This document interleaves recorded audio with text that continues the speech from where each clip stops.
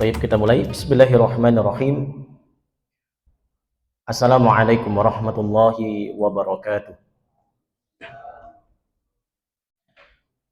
Innal hamdalillah nahmaduhu wa nasta'inuhu wa nastahdihi wa natubu ilaih. Wa na'udzu billahi min shururi anfusina wa sayyiati a'malina. May yahdihillahu fala mudilla lahu wa may yudlilhu fala hadiyalah. Asyhadu an la ilaha illallah wahdahu la syarika lahu wa asyhadu anna Muhammadan 'abduhu wa rasuluh. Sallallahu alaihi wa ala alihi wa sahbihi wa man istanna bi sunnatihi wattaba'a hudahu ila yaumi liqa'ih. Subhanaka la ilma lana illa ma 'allamtana innaka antal alimul hakim. Rabbana shrah lana sudurana wa yassir lana umurana wahlul 'uqdatam min alsinatina yafqahu aqwalana. Allahumma la sahla illa ma ja'altahu sahla wa anta taj'alul hazna idza syi'ta sahla. Sahhil lana umurana ya rabb ya rabbal alamin. Allahumma anfa'na bima 'allamtana wa 'allimna ma yanfa'una wa zidna 'ilma. Allahumma inna nas'aluka 'ilman nafi'a wa rizqan thayyiban wa 'amalan mutaqabbala. Allahumma inna na'udzubika min 'ilmin la yanfa' wa min qalbin la yakhsha' wa min du'ain la yustajabu laha. Allahumma inna nas'aluka fahman nabiyyin wa hifdzal mursalin wa malaikatal muqarrabin. Raditu billahi rabba wa bil islami dina wa bi Muhammadin nabiyyan wa rasula. Hasbunallahu wa ni'mal wakil, ni'mal maula wa ni'man nasir, amma ba'du. Baik, Bapak dan Ibu, saudaraku semuanya yang semoga dirahmati oleh Allah Azza wa Jalla. Alhamdulillah di siang hari ini Allah pertemukan kita di majelis di tempat yang mulia ini. Kita bermohon dan bermunajat kepada Allah Tabaraka wa Ta'ala. Semoga setiap langkahnya kita menuju tempat ini Allah hapuskan dosa-dosa kita, Allah tinggikan derajat kita, dan Allah Tabaraka wa Ta'ala mudahkan langkah kaki kita untuk masuk ke dalam surganya. Amin ya Allah ya mujibas sa'ilin. Salawat serta salam semoga tercurah limpahkan kehadirat Nabi kita Muhammad sallallahu alaihi wasallam. Kita peruntukkan buat para istri-istrinya, para sahabat-sahabatnya, tabi'in wa tabi'ut tabi'in, dan kita umatnya yang insya Allah senantiasa istiqamah dalam dakwahnya. Amin ya Allah ya rabbal alamin. Baik, kita mulai pertemuan kita dengan membaca Al-Basmalah. Bismillahirrahmanirrahim. Baik Bapak Ibu sekalian, hari ini kita sudah melewati setengah dari bulan Sya'ban. Artinya setengah dari bulan Sya'ban sudah kita lewati. Dan tinggal beberapa hari saja kita memasuki bulan Ramadan yang mulia. Yang kemuliaan itu kemudian disebut oleh Allah Tabaraka wa Ta'ala di dalam Al-Quran, Syahrul Ramadan alladzi unzila fihil Quran. Jadi kemuliaan Ramadan itu karena faktor wasilah bersinggungan dengan urusan Quran. Makanya Ramadan menjadi mulia karena faktor Al-Quran. Artinya tinggal beberapa hari lagi kita masuk pada bulan Ramadan. Nah, sisa-sisa waktu seperti inilah yang kemudian dipakai oleh Nabi SAW untuk senantiasa menyiapkan diri untuk masuk pada bulan Ramadan. Kalau para ulama kemudian menganalogikan, di setiap sholat maktubah, di setiap sholat wajib itu ada namanya qabliyah, ada namanya ba'diyah. Kita mengenal di sholat zuhur inilah sajalah. Di sholat zuhur saja ini ada namanya ba'diyah, ada namanya qabliyah. Maka para ulama kemudian menganalogikan seperti halnya juga Ramadan. Ramadan itu ada qabliyahnya dan Ramadan itu ada ba'diyahnya. Qabliyahnya apa ya ikhwah? Allah siapkan pada bulan Sya'ban. Yang di bulan Sya'ban inilah kemudian Rasul kita Shallallahu alaihi wasallam itu banyak berpuasa. Di banyak riwayat hadis Nabi Shallallahu alaihi wasallam, baik itu perintah dari Nabi ataupun itu adalah kesaksian dari para sahabat dan sahabiyah yang mereka membersamai Nabi Shallallahu alaihi wasallam. Contoh yang senantiasa membersamai Nabi Shallallahu alaihi wasallam yaitu seorang sahabiyah, dan ini termasuk adalah satu di antara istri Nabi Shallallahu alaihi wasallam bernama Aisyah radhiyallahu taala anha. Aisyah kemudian menyaksikan, apa kata Aisyah? Wa ma ra'aitu an-nabiy sallallahu alaihi wasallam aktsara siyaman minhu fi Sya'ban. Jadi aku tidak pernah melihat Nabi Shallallahu Alaihi Wasallam banyak berpuasa, kata Aisyah.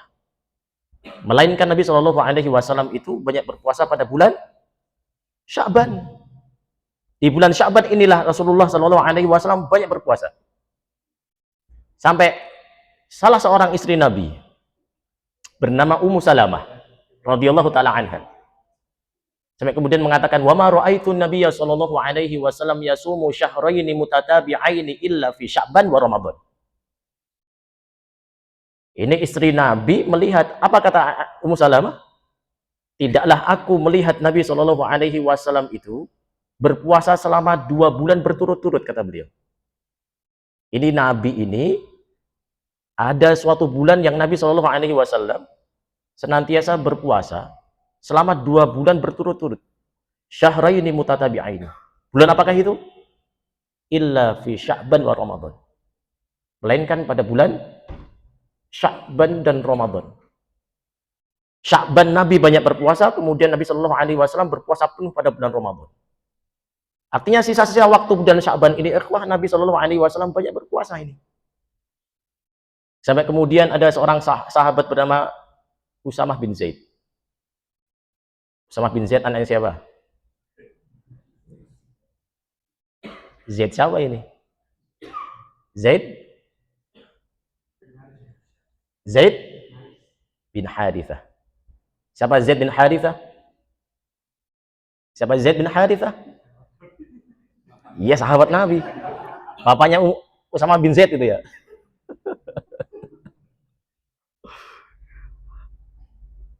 Apa kedekatan Zaid bin Harithah dengan Nabi coba? Apa kedekatan Zaid bin Harithah dengan Nabi? Zaid bin Harithah sebagai anak angkat Nabi Shallallahu Alaihi Wasallam. Anak angkat Nabi. Makanya kemudian kalau hari ini kita mempunyai anak angkat, ini kan kasus Nabi nih. Nabi maksum ya, sepakat Nabi maksum. Tapi kalau Nabi kemudian melakukan kesalahan, sebenarnya ini ibrah buat umatnya nanti. Pasti ini akan terjadi pasca Nabi meninggal. Apa teguran Nabi?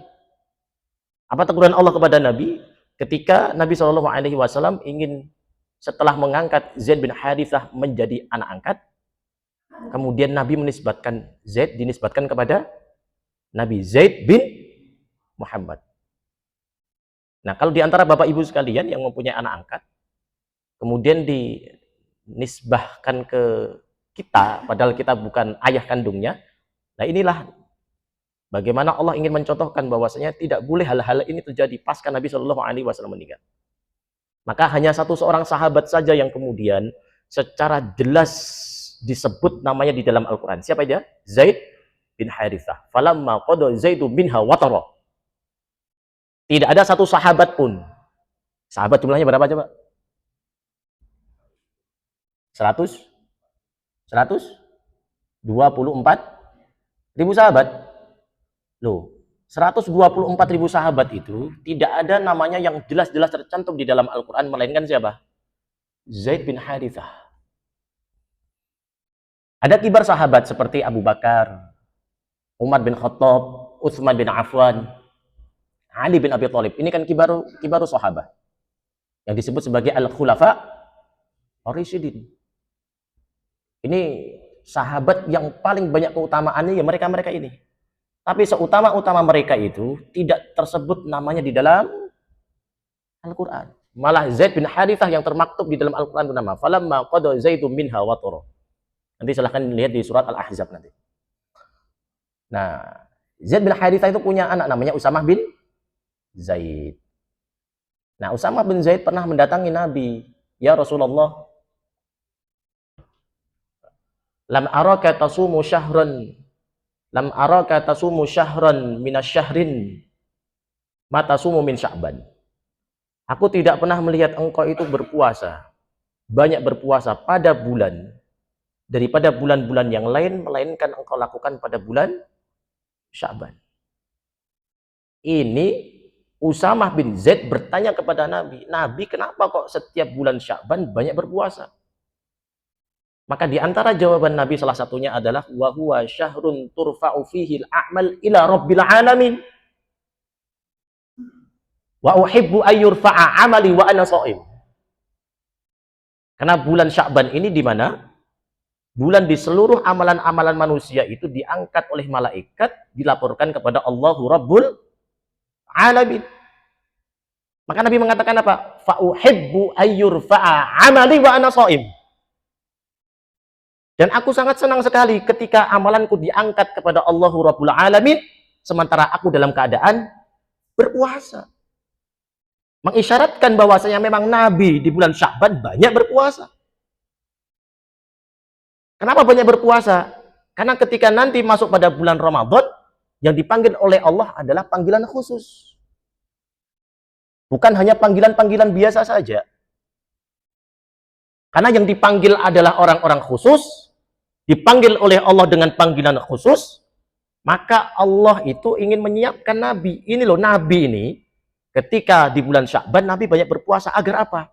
Ketika masuk bulan yang mulia ini, sudah siap untuk memasukinya. Coba kalau kita lihatlah, ada panggilan-panggilan umum. Ketika Allah menyuruh kepada manusia untuk beribadah. Apa panggilan Allah? Ya ayyuhan nasu a'budu rabbakumul ladzi khalaqakum. Allah itu ketika menyuruh kepada seluruh manusia itu untuk beribadah, Allah panggil untuk seluruh manusia. Tidak dikhususkan untuk sesuatu kaum. Tidak hanya dikhususkan hanya untuk orang-orang muslim saja. Tidak dikhususkan hanya untuk orang-orang mukmin saja. Tapi ketika Allah menyuruh manusia untuk beribadah, maka Allah panggil seluruh manusia. Maka Allah, apa kata Allah? Ya ayyuhan nas. Panggilannya umum. Ya ayyuhan nas wa'budu rabbakumul ladzi khalaqakum. Wahai sekalian manusia, beribadah kepada Allah. Karena Allah yang telah menciptakan kalian, kan gitu ya. Jadi kalau ibadah-ibadah umum itu Allah panggil untuk seluruh manusia. Tapi kalau ibadah ini bentuknya adalah siam, ibadah ini bentuknya adalah puasa, maka yang dipanggil hanyalah orang-orang khusus, dan panggilannya adalah panggilan khusus. Makanya Allah ganti ya ayyuhan nas menjadi ya ayyuhalladzina amanu. Jadi panggilannya bukan tidak lagi ya ayyuhan nas, tapi Allah panggil dengan panggilan kecintaannya. Ya ayyuhalladzina amanu kutiba alaikumus siyam. Jadi yang dipanggil adalah orang khusus dengan panggilan yang khusus. Ya ayyuhalladzina amanu. Allah awali panggilan itu dengan nidaun khas. Allah mulai dengan nidaun khas, dengan panggilan khususnya. Yaitu apa? Ya ayyuhalladzina amanu. Makanya Al-Imam Ibnu Katsir ketika mengomentari ayat ini, idza qala Allah subhanahu wa ta'ala bi ya ayyuhalladzina amanu. Ketika Allah itu memulai ayatnya dengan ya ayyuhalladzina amanu. Irfa' sam'ak fa innahu khairun ya'muru bih aw syarrun yanha an. Ketika Allah memulai ayatnya dengan ya ayyuhalladzina amanu, dengan nidaun khas, dengan panggilan khusus ya ayyuhalladzina amanu, maka apa kata Al-Imam Ibnu Katsir? Irfa' sam'ak. Dengarkan dengan baik-baik. Dengarkan dengan seksama. Fa innahu khairun ya'muru bih. Karena setelahnya nanti ada suatu perintah Allah yang Allah ingin kepada seluruh manusia itu untuk melakukannya, aw syarrun yanha anhu. Atau ada suatu larangan Allah yang Allah menginginkan agar kita semuanya itu meninggalkan dengan sejauh-jauhnya larangan tersebut. Setelah ya ayyuhalladzina amanu ini, di ayat ini, ada perintah atau ada larangan? Ada perintah. Perintah untuk apa ya, ikhwah? Perintah untuk berpuasa. Makanya di bulan Sya'ban ini Nabi SAW banyak berpuasa. Kenapa? Yang dipanggil oleh Allah untuk masuk pada bulan Ramadan bukanlah orang-orang biasa. Tapi yang dipanggil adalah keimanannya. Yang dibangun oleh Allah, yang dipanggil oleh Allah adalah keimanannya. Maka Allah panggil dengan ya ayyuhalladzina amanu. Yang dipanggil bukan besar badannya. Yang dipanggil oleh Allah bukan besar fisiknya, bukan. Tapi yang dipanggil oleh Allah Subhanahu wa taala adalah keimanannya itu. Maka sebenarnya yang dipanggil oleh Allah untuk masuk pada bulan Ramadan adalah orang-orang yang mereka itu senantiasa melakukan seluruh rangkaian-rangkaian di rukun iman.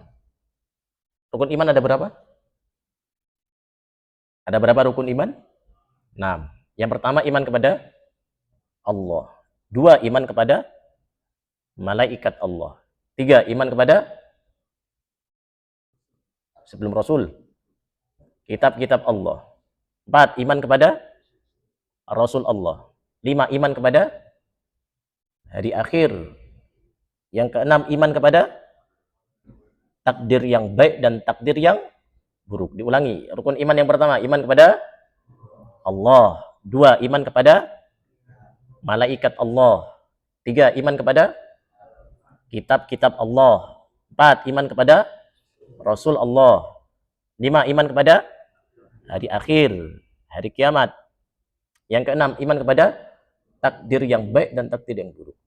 Inilah yang sebenarnya ketika Allah ingin memanggil orang-orang untuk masuk pada bulan Ramadan, yang dipanggil itu adalah orang-orang yang mereka itu melakukan seluruh rangkaian keimanan. Karena ketika orang itu beriman kepada Allah, maka outputnya adalah mereka senantiasa beribadah murni ikhlas karena Allah. Ketika seseorang itu beriman kepada malaikat Allah, maka outputnya adalah mereka itu senantiasa merasa dijaga dan diawasi oleh malaikat-malaikat Allah. Ketika seseorang itu beriman kepada kitab-kitab Allah, maka mereka mempunyai pedoman di dalam hidupnya. Ketika mereka itu beriman kepada Rasul Allah, maka outputnya adalah mereka senantiasa ittiba kepada sunnah Nabi SAW.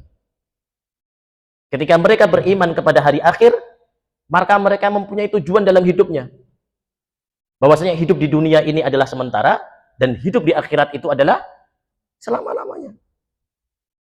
Dan ketika seseorang itu beriman kepada takdir yang baik, maka mereka senantiasa bersyukur kepada nikmat-nikmat Allah. Beriman kepada takdir yang buruk, maka mereka akan senantiasa bersabar atas ibtila musibah yang Allah Ta'ala timpakan kepada mereka. Maka sebenarnya yang dipanggil oleh Allah itu siapa sih untuk masuk pada bulan Ramadan? Mereka-mereka yang senantiasa beribadah murni ikhlas karena Allah. Yang dipanggil oleh Allah untuk masuk pada bulan Ramadan, itu adalah mereka-mereka yang senantiasa merasa dijaga dan diawasi oleh malaikat-malaikat Allah. Yang dipanggil oleh Allah adalah mereka-mereka yang senantiasa mempunyai pedoman di dalam hidupnya. Yang dipanggil oleh Allah adalah mereka-mereka yang senantiasa ittiba kepada sunnah Nabi SAW. Yang dipanggil oleh Allah untuk berpuasa adalah mereka-mereka yang senantiasa mempunyai tujuan dalam hidupnya. Yang dipanggil oleh Allah untuk berpuasa adalah mereka-mereka yang senantiasa bersyukur dan bersabar kepada Allah Subhanahu wa Ta'ala. Makanya itu dalam rangkaian puasa itu, maka yang perlu disiapkan adalah kesabaran. Kesabaran. Makanya banyaknya orang-orang yang bisa memulai tapi tidak bisa bertahan sampai akhir. Orang yang mulia pada bulan Ramadan itu bukan hanya orang-orang yang bisa memulai pada bulan Ramadan. Maka seyakin-yakinnya lah, di semua masjid di Republik ini itu kalau sudah mulai di awal Ramadan, semuanya penuh semuanya kok. Semua orang bisa memulai. Tapi yang mulia pada bulan Ramadan bukan hanya orang-orang yang bisa memulai saja. Tapi siapa orang yang mulia itu? Orang yang bisa menuntaskan hingga akhir Ramadan. Maka Nabi SAW mengatakan, innamal a'malu niat lagi. Iya, andalannya itu innamal a'malu niat. Minimal nanti kalau ketemu Nabi itu minimal nggak malu gitu ya. Iya. Membawa satu hadis Nabi itu innamal a'malu niat. Ini pondasi ibadah yang luar biasa ini. Di semua kitab-kitab hadis ataupun kitab-kitab fikih sama kok. Kalau sudah mencantumkan hadis, maka hadis pertama yang dicantumkan oleh para ulama adalah innamal a'malu binniyat. Tapi kalau babnya bab akhir, bukan innamal a'malu binniyat, tapi innamal a'malu bil khawatim. Innamal a'malu bil khawatim. Amalan itu tergantung kepada akhirnya. Maka kita hidup pun minta akhir yang baik. Namanya apa? Husnul khatimah. Dan kita berharap Ramadan itu akhirnya adalah akhir yang baik. Maka orang yang mulia pada bulan Ramadan bukan hanya orang yang bisa memulai, tapi mereka-mereka yang bisa bertahan hingga akhir Ramadan. Karena Ramadan itu semakin akhir, Ramadan itu semakin dahsyat. Maka Nabi kalau sudah masuk akhir Ramadan, apa kata Aisyah? Idza dakhala al-'ashra al-awakhir min Ramadan, syadda mi'zarah. Nabi kalau sudah sampai akhir Ramadan itu, Nabi Shallallahu Alaihi Wasallam mengencangkan ikat pinggangnya. Nah, kita itu kan sudah akhir Ramadan itu, semua soft itu mengalami kemajuan, ya. Maju softnya. Nggak menafikan itu, nggak menafikan. Tapi saya bingung, ini kan musim hujan gitu ya. Nanti awal Ramadan gimana ceritanya ya? Biasanya masjid-masjid itu bikin tenda kan gitu ya, saking penuhnya kan gitu. Akhirnya kita berharap gini, bisa memulai dan bisa mengakhiri dengan baik. Mengakhiri dengan baik. Makanya itu Nabi Shallallahu Alaihi Wasallam mengatakan, yang diberikan nikmat oleh Allah Subhanahu Wa Taala adalah mereka-mereka yang bisa menuntaskan hingga akhir Ramadan. Maka dalam satu hadis Nabi Shallallahu Alaihi Wasallam mengatakan, hurrima. Jadi ada orang-orang yang kemudian diharamkan oleh Allah mendapatkan kebaikan pada bulan Ramadan.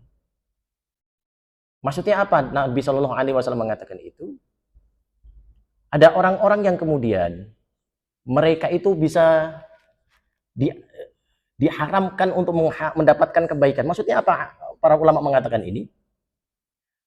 Ketika seseorang itu diharamkan untuk mendapatkan kebaikan pada bulan Ramadan, maka dia diharamkan untuk mendapatkan kebaikan di luar bulan Ramadan. Ketika seseorang itu tidak bisa khatam pada bulan Ramadan, maka sangat sulit sekali seseorang itu bisa khatam di luar bulan Ramadan. Ketika seseorang itu tidak bisa bersedekah pada bulan Ramadan, maka di luar bulan Ramadan dia sulit sekali untuk bersedekah di luar bulan Ramadan. Ketika seseorang itu sulit untuk tarawih, untuk tahajud, sholat malam pada bulan Ramadan, maka dia sangat sulit sekali untuk nanti bisa sholat tahajud, sholat malam di luar bulan Ramadan. Karena Ramadan ikhwatal iman, Ramadan itu adalah barometer. Kenapa coba? Tuftahu fihi abwabul jannah, wa tughlaqu fihi abwabul jahim, wa tughallu fihi asyayatin. Di mana ada suatu bulan yang dibukakan seluruh pintu-pintu surga. Pintu surga berapa? Katanya pengen masuk surga, tapi bingung mau masuk surga yang mana ya. Pokoknya masuk surga, oke lah. Terpaksa masuk surga kan lebih baik daripada ikhlas masuk neraka kan gitu. Hei, pertanyaannya, surga mana yang mau dimasukin? Berapa surga pintu surganya Allah? 8. Pintu nerakanya 7. Ketika ada suatu bulan dibukalah seluruh pintu-pintu surga. Di mana ada suatu bulan ditutuplah seluruh pintu-pintu neraka. Di mana ada suatu bulan dibelenggu seluruh setan-setan.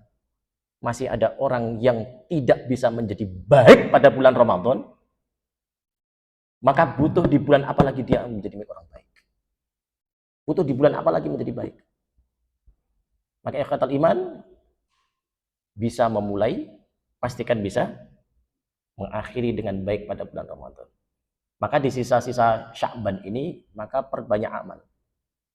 Maka ada seorang ulama bernama Salamah bin Uhail mengatakan, Syahrul Rajab, Syahrul Zar, wa Syahrul Sya'ban, Syahrul Suqyi Zar, wa Syahrul Ramadan, Syahrul Hasadiz Zar.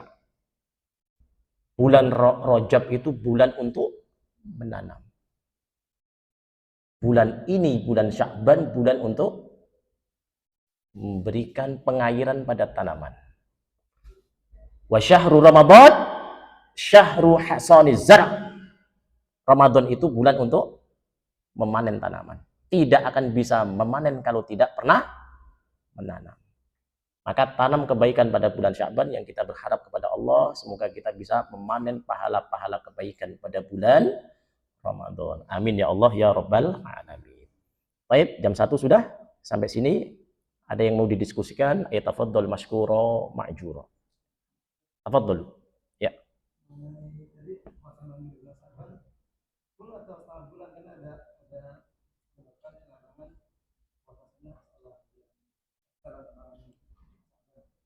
Ada seorang sahabat yang kemudian berpuasa penuh pada bulan Sya'ban. Bukan hanya puasa penuh dalam artian kemudian dia berbuka, tidak. Dia berpuasa dan dia tidak berbuka. Dia tidak pernah tidur. Makanya ditegur oleh Nabi Shallallahu Alaihi Wasallam, aku berpuasa pun aku pun berbuka. Aku bangun dan aku pun juga tidur. Tapi di banyak hadis Nabi Shallallahu Alaihi Wasallam itu, kenapa kok para sahabat kemudian begitu juhudnya ketika bertemu dengan Sya'ban banyak berpuasa? Sekelas Nabi Shallallahu Alaihi Wasallam yang maksum saja itu, Nabi berpuasa penuh itu. Hadisnya mana? Hadis Ummu Salamah.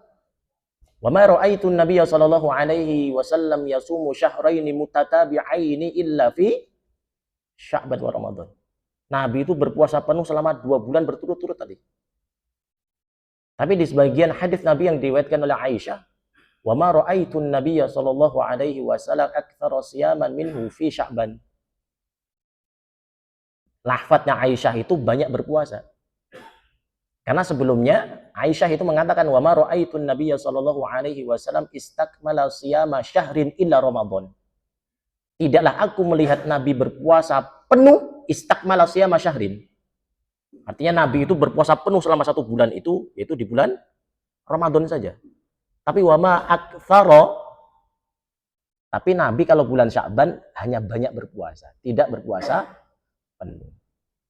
Ya, artinya dari hadis 2 hadis itu saja intinya Nabi itu pada bulan Sya'ban Nabi banyak berpuasa, Kenapa Nabi banyak berpuasa? Yaitu dzalika syahrun yaghfulun nasu anhu baina Rajab wa Ramadan. Karena bulan Sya'ban ini bulan yang diapit oleh 2 bulan yang mulia, yaitu bulan Rajab dan bulan Ramadan. Maka bulan Sya'ban inilah banyak amalan-amalan yang dilalaikan oleh banyak manusia. Kenapa? Ya, di mana-mana kalau kecepit itu pengennya apa, Pak? Rebahan. Mana-mana yang kecepit pengennya rebahan. Sementara bulan Sya'ban posisinya adalah di bulan kecepit antara bulan Rajab, yaitu bulan haram, dan bulan Ramadan itu adalah bulan yang mulia yang disebut oleh Allah sebagai syahrul Ramadan alladzi unzila fihil Quran. Itu Pak ya. Baik, ada yang lain? Tafadhal. Ya, kemarin.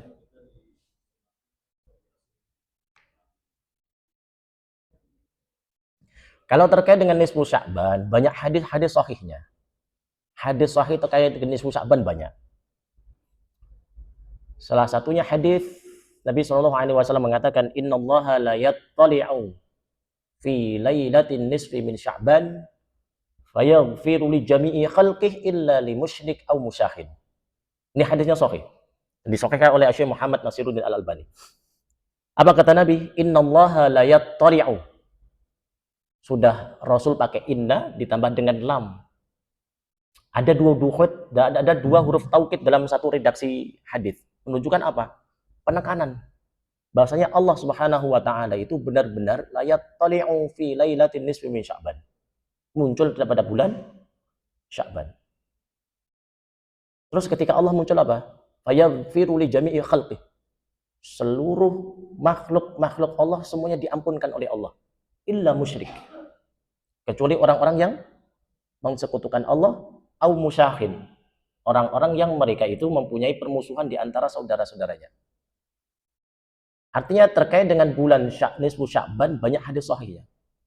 Tapi juga banyak hadis-hadis dhaif, bahkan hadis ini hadis yang matruk, hadis-hadis yang maudhu. Hadis maudhu itu apa sih? Hadis palsu.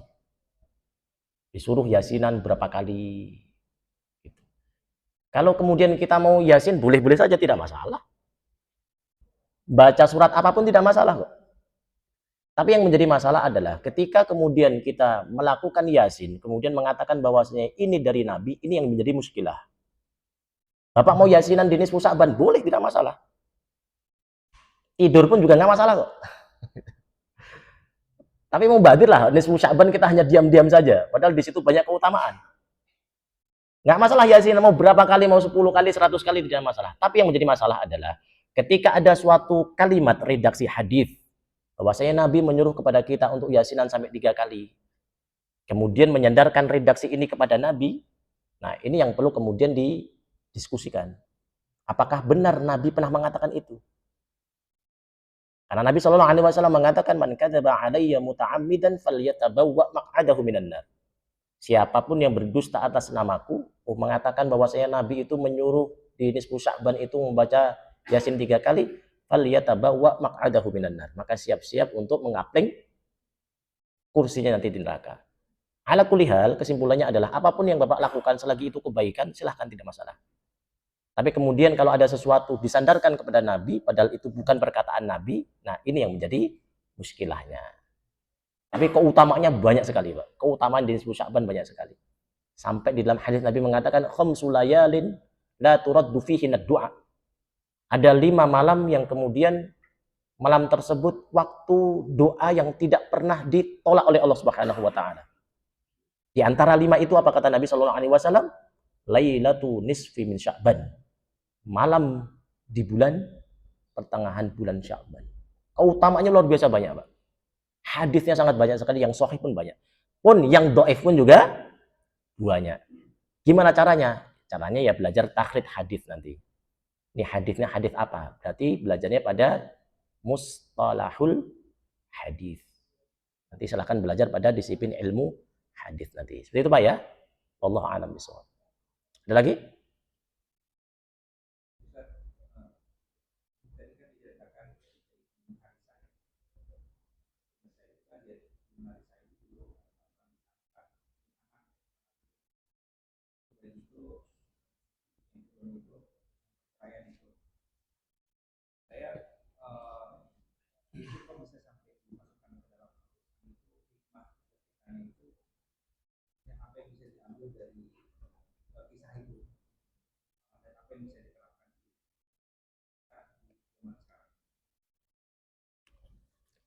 Jadi terkait dengan Zaid bin Harithah. Zaid bin Harithah itu siapa? Zaid bin Harithah itu anak angkat Nabi.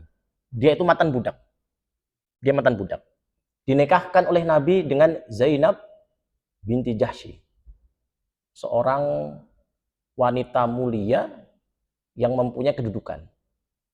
Ini ibarat orang punya orang keturunan baik, punya pangkat, dinikahkan dengan mantan budak. Budak itu di zaman jahiliyah itu jelek sekali, Pak. Saking jeleknya itu boleh dijual belikan. Sudah dijual belikan, dipakai pun boleh, Pak. Dipakai pun boleh. Itu budak di zaman jahiliyah. Itu. Nah, ini ada mantan, siapa yang ngangkat? Nabi. Dinikahkan dengan Zainab binti Jahsy. Ya, di cerita pendeknya akhirnya mereka langgeng nggak dalam pernikahan? Tidak, akhirnya kan cerai. Dari situ mempunyai isyarat bahwasanya kalau pengen nikah Bapak Ibu sekalian, pastikan yang sekufu. Apa sekufu? Bahasa kita tuh satu hobi gitu. Satu hobi lebih baik, Pak.